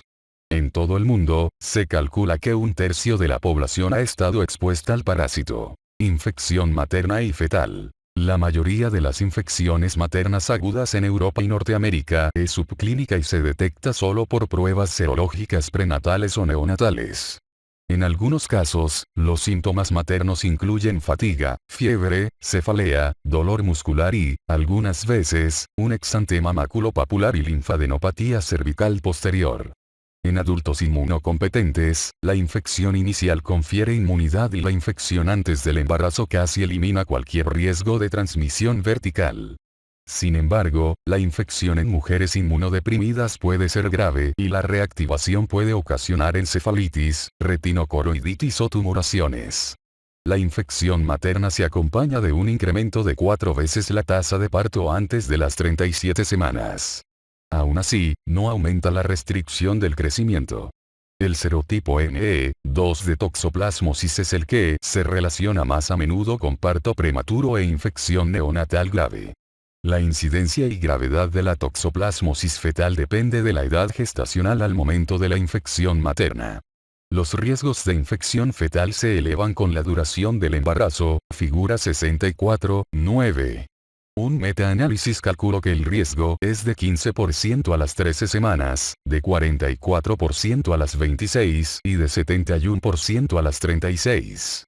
Por el contrario, la gravedad de la infección fetal es mucho mayor en el embarazo temprano. Estos fetos tienen una probabilidad mucho mayor de mostrar manifestaciones clínicas de la infección. Es importante señalar que la mayoría de los fetos infectados nace sin estigmas evidentes de toxoplasmosis. Los recién nacidos con manifestaciones clínicas tienen por lo regular enfermedad generalizada que se expresa en la forma de peso bajo al nacer, hepatoesplenomegalia, ictericia y anemia. Algunos tienen predominio de enfermedad neurológica, con calcificaciones intracraneales e hidrocefalia o microcefalia. Al final, muchos desarrollan corioretinitis y dificultades para el aprendizaje. Esta triada típica de corioretinitis, calcificaciones intracraneales e hidrocefalia se acompaña a menudo de convulsiones. Los recién nacidos con signos clínicos tienen riesgo de complicaciones de largo plazo. Detección y diagnóstico. La Academia Americana de Pediatría y el Colegio Americano de Ginecología y Obstetricia no recomiendan la detección prenatal de toxoplasmosis en áreas con baja prevalencia, incluido Estados Unidos. En áreas con alta prevalencia de toxoplasmosis, como Francia y Austria, la detección habitual ha reducido la enfermedad congénita. Si se confirma la presencia de anticuerpo inmunoglobulina G antes del embarazo, no existe riesgo de infección congénita para el feto.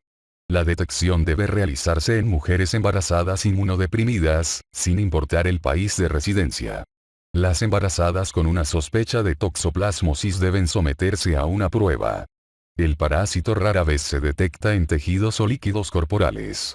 La inmunoglobulina G antitoxoplasma se desarrolla 2 a 3 semanas después de la infección, alcanza su punto máximo en 1 o 2 meses y casi siempre persiste toda la vida, en ocasiones con títulos altos.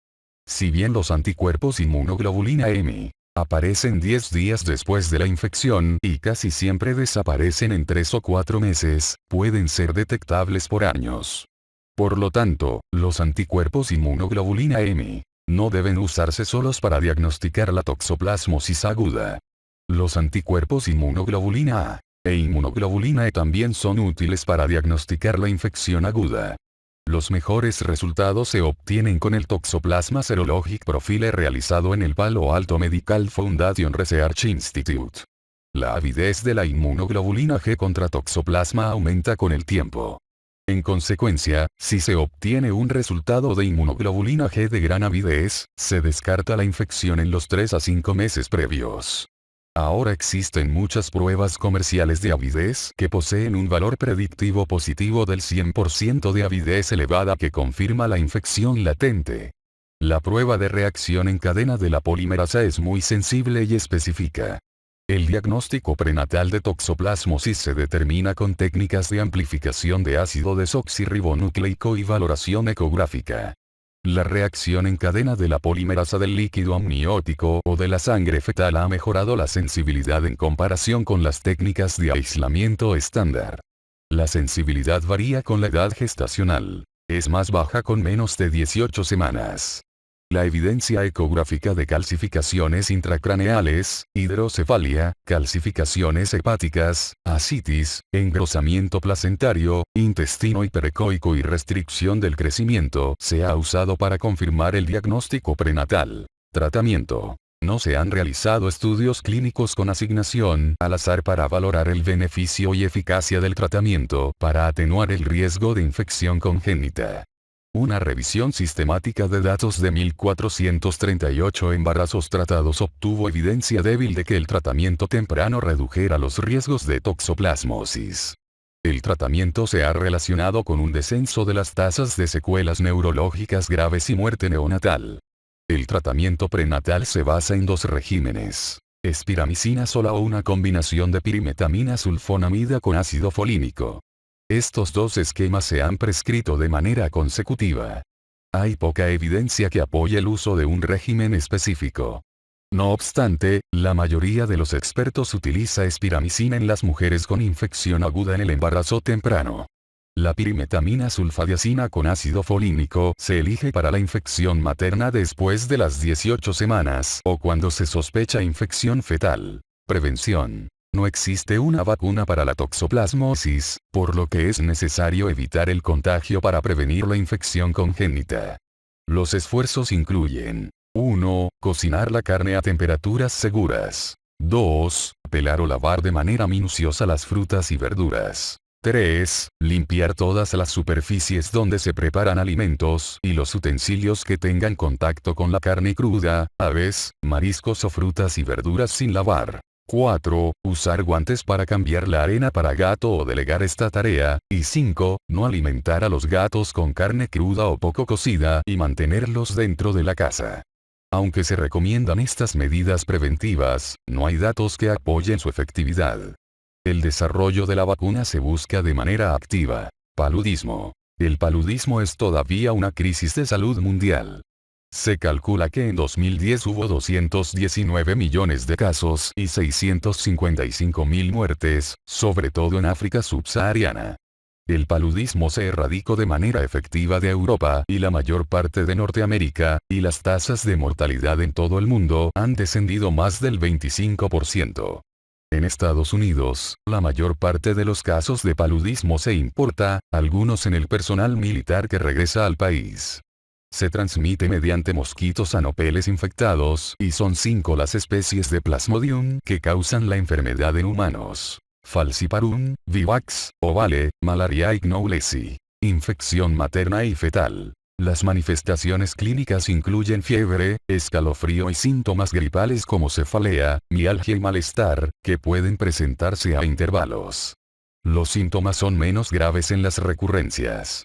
El paludismo puede acompañarse de anemia e ictericia, y las infecciones por Plasmodium falciparum pueden producir insuficiencia renal, coma y muerte.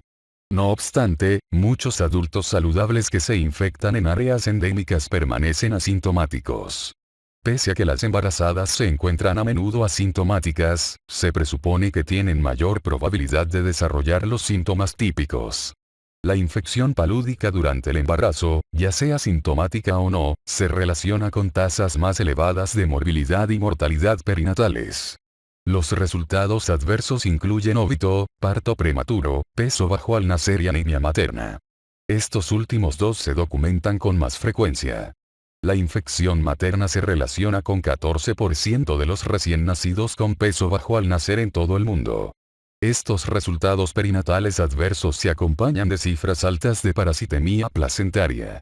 Esto último ocurre cuando los eritrocitos, monocitos y macrófagos parasitados se acumulan en las zonas vasculares de la placenta, figura 64.10.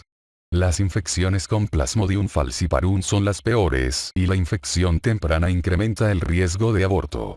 La incidencia de paludismo aumenta en gran medida en los 2 últimos trimestres y en el puerperio.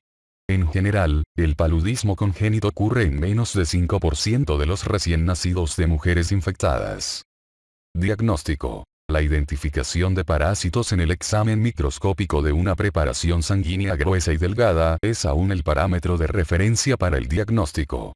Sin embargo, en las mujeres con baja densidad de parásitos, la sensibilidad de la microscopia es baja.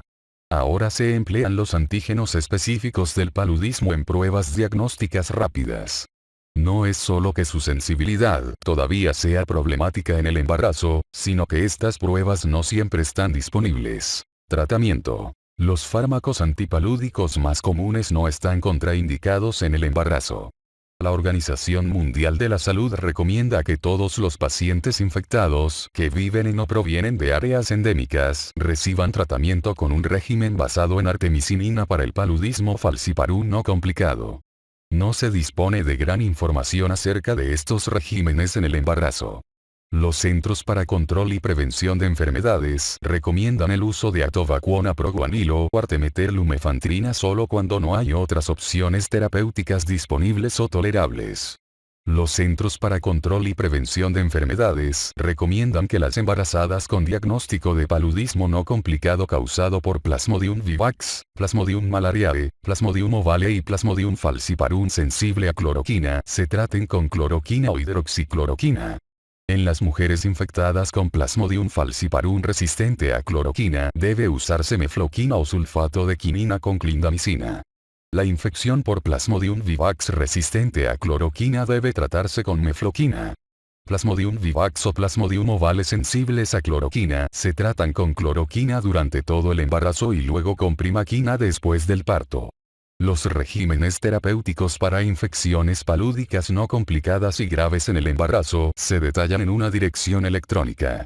Los Centros para Control y Prevención de Enfermedades también mantienen una línea de contacto urgente de paludismo para obtener recomendaciones terapéuticas.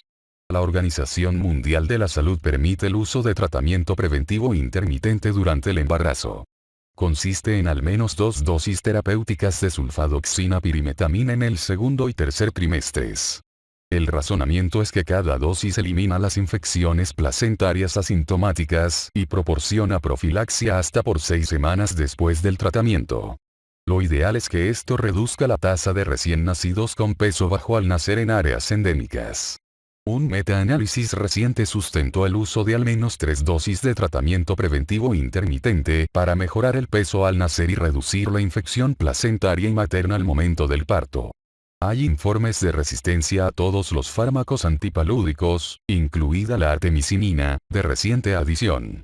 La Organización Mundial de la Salud recomienda la vigilancia habitual de la resistencia a fármacos antipalúdicos y el ajuste de los regímenes farmacológicos. Prevención y quimioprofilaxia. El control y prevención del paludismo dependen de la quimioprofilaxia en casos de viajes o residencia en regiones endémicas.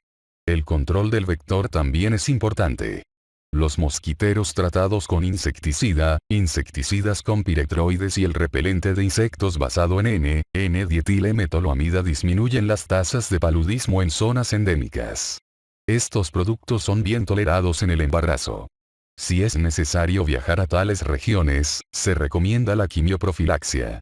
La profilaxia con cloroquina e hidroxicloroquina es segura y bien tolerada en el embarazo.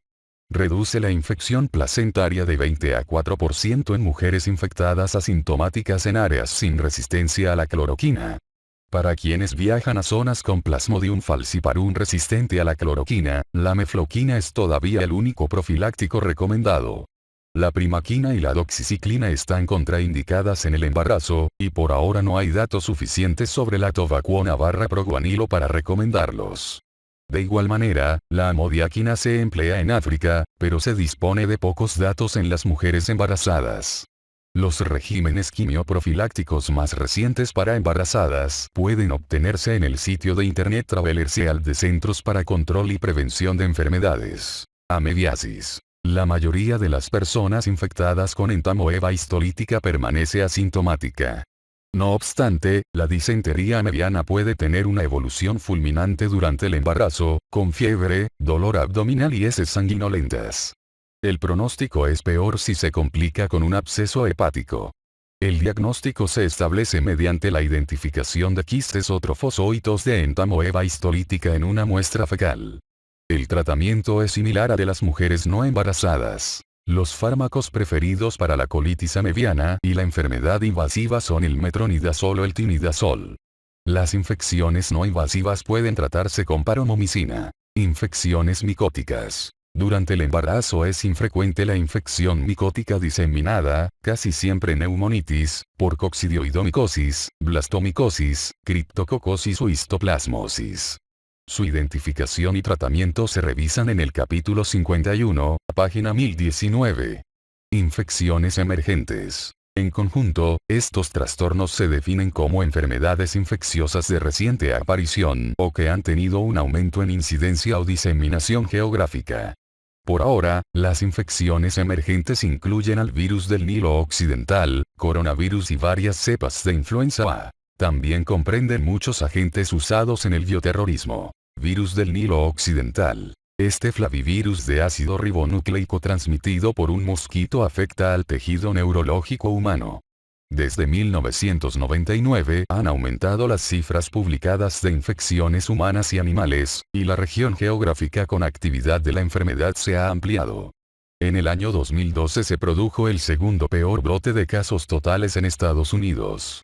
Las infecciones virales por este patógeno se adquieren de manera característica por la picadura de mosquitos a finales del verano o quizá por transfusión sanguínea.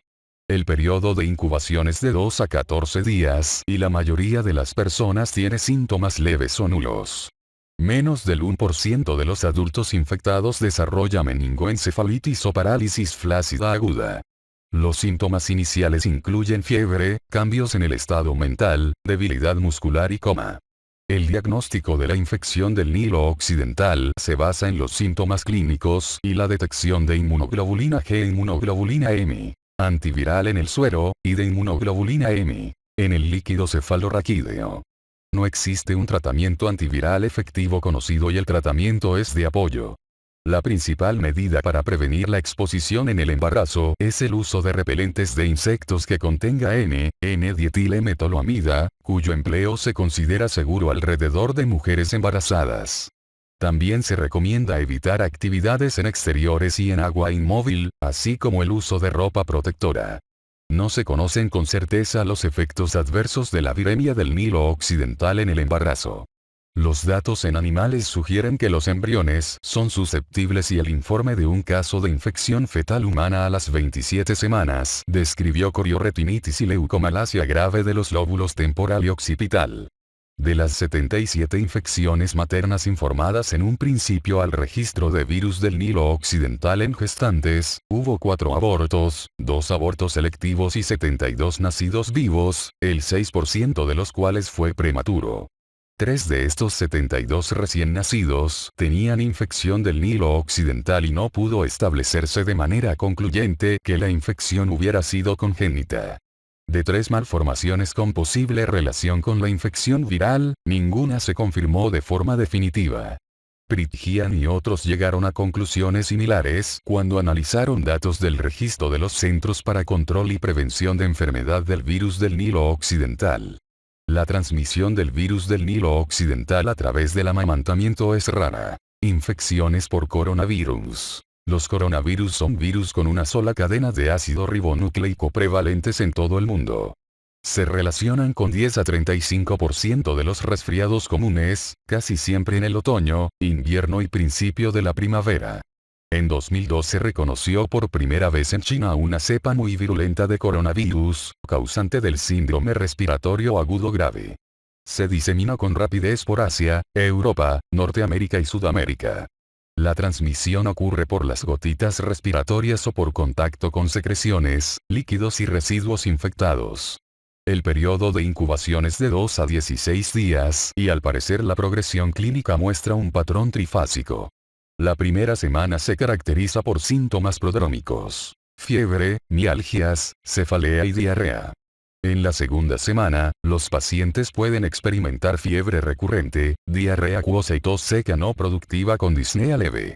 Esto coincide con la seroconversión de inmunoglobulina G y la declinación de la carga viral. Se cree que la progresión en esta etapa se debe a la notable reacción inmunitaria del hospedador. La tercera fase, algunas veces letal, que se observa en cerca del 20% de los pacientes, es la progresión al síndrome respiratorio agudo grave.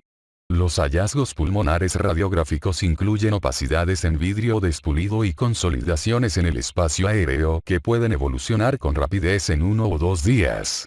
La tasa de letalidad se aproximó al 10% en la población no embarazada y fue hasta de 25% en las mujeres embarazadas. Aunque no ha habido casos confirmados desde 2004, los Centros para Control y Prevención de Enfermedades ahora consideran al síndrome respiratorio agudo grave coronavirus como agente selecto con la capacidad de convertirse en una amenaza grave a la salud y seguridad pública.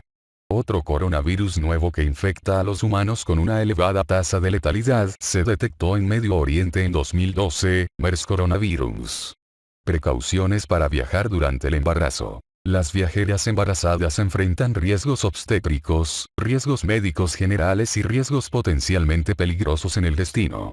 La Sociedad Internacional de Medicina Tropical tiene información completa disponible en su dirección web.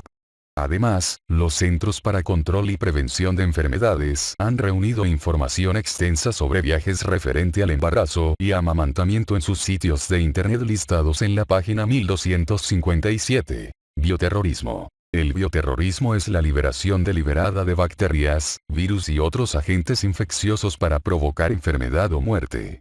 Estos agentes naturales se alteran a menudo para aumentar su infectividad o su resistencia al tratamiento médico. Los médicos deben mantenerse alertas ante los aumentos significativos del número de personas con enfermedades febriles acompañadas de síntomas respiratorios o con exantemas sin una relación clara con las enfermedades comunes. Debe alentarse a los médicos a comunicarse con su departamento de salud estatal o los Centros para Control y Prevención de Enfermedades para obtener información actualizada y recomendaciones. El Colegio Americano de Ginecología y Obstetricia consideró en fecha reciente la preparación de los obstetras para los desastres. Proporciona consideraciones generales y recomendaciones para preparación de hospitales, así como recomendaciones obstétricas específicas. Viruela. El virus de la viruela se considera un arma peligrosa por su elevada transmisión y su tasa de letalidad general del 30%. El último caso de viruela en Estados Unidos se registró en 1949 y el último del mundo se informó en Somalia en 1977. La transmisión se produce por contacto prolongado con personas infectadas, líquidos corporales contaminados u objetos contaminados, como ropa. La viruela se manifiesta con fiebre de inicio agudo seguida de un exantema con vesículas o pústulas firmes y profundas. Nisiura y Suárez y Ankins revisaron la morbilidad grave y la mortalidad perinatales y maternas causadas por la viruela. La tasa de letalidad de la viruela en el embarazo es del 61% si la mujer no está vacunada. Existe un aumento significativo de la tasa de óbitos, abortos, trabajo de parto y parto prematuro y muerte neonatal en los embarazos complicados por viruela. Como la vacuna contra la viruela disponible hoy en día está elaborada con virus vivo, el embarazo debe posponerse 4 semanas después de su aplicación. Por lo general no se aplica a mujeres embarazadas por el riesgo de infección fetal por vacuna, una complicación rara pero grave. Sin embargo, la vacunación contra viruela durante el embarazo inadvertido no se ha relacionado con malformaciones fetales ni parto prematuro. Además, no se han publicado casos de vaccinia fetal con la exposición a la vacuna de viruela de segunda generación. El Smallpox Vaccine Impregnancy Registry permanece abierto y todavía se inscribe a mujeres vacunadas. Carbunco. Bacillus anthracis es una bacteria aeróbica gram positiva formadora de esporas. Puede causar 3 tipos principales de carbunco clínico: pulmonar, cutáneo y gastrointestinal. Los ataques bioterroristas con carbunco de 2001 incluían carbunco pulmonar. Las esporas se inhalan y depositan en los alvéolos. Son rodeadas por macrófagos y germinan en los ganglios linfáticos mediastínicos. Por lo general, el periodo de incubación es menor de 1 semana, aunque puede ser hasta de 2 meses. Los síntomas iniciales son inespecíficos e incluyen febrícula, tos no productiva, malestar y mialgias. 1 a 5 días después del inicio de los síntomas, la segunda etapa va anunciada por el inicio de dificultad respiratoria grave y fiebre elevada. Son frecuentes la mediastinitis y linfadenitis torácica hemorrágica, y en la radiografía torácica se observa ensanchamiento del mediastino. Las tasas de letalidad del carbunco pulmonar son elevadas, incluso con tratamiento antibiótico intensivo y medidas de apoyo. Mean Edelman y otros llevaron a cabo una revisión reciente del carbunco en las embarazadas y su tratamiento. Publicaron datos de 20 mujeres embarazadas y puérperas. La tasa de mortalidad general fue del 80%, con una tasa del 60% de pérdida fetal o neonatal.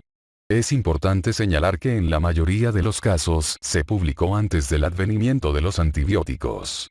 Los regímenes para profilaxia posterior a la exposición se administran por 2 meses.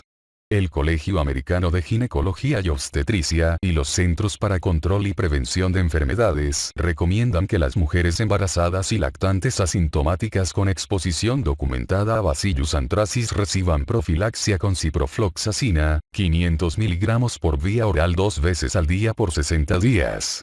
Si se demuestra que la cepa es sensible a la ampicilina, puede emplearse en dosis oral de 500 mg 3 veces al día. En caso de alergia a la ciprofloxacina y alergia o resistencia a la penicilina, se administra doxiciclina, 100 mg por vía oral 2 veces al día por 60 días. Los riesgos del carbunco rebasan por mucho cualquier riesgo fetal por la doxiciclina. La vacuna contra carbunco es un producto desactivado sin células que requiere 5 inyecciones durante 18 meses. Por lo regular, la vacunación se evita en el embarazo porque existen escasos datos de seguridad. Los informes de vacunación inadvertida de embarazadas con vacuna contra carbunco no han mostrado un aumento significativo de las tasas de malformaciones fetales o aborto. La vacuna contra carbunco es un adjunto esencial a la profilaxia antimicrobiana posterior a la exposición, incluso en el embarazo. Otros agentes usados en el bioterrorismo. Otros agentes usados en el bioterrorismo de categoría A incluyen Francisella tularensis, a causa de tularemia, Clostridium botulinum, de botulismo, Yersinia pestis, de peste, y virus causantes de fiebres hemorrágicas, como los del ébola, Marburg, Lassa y machupo. Existen muchos otros agentes listados en las categorías B y C. Los lineamientos para estos patógenos están en desarrollo y se detallan en el sitio de internet de los Centros para Control y Prevención de Enfermedades.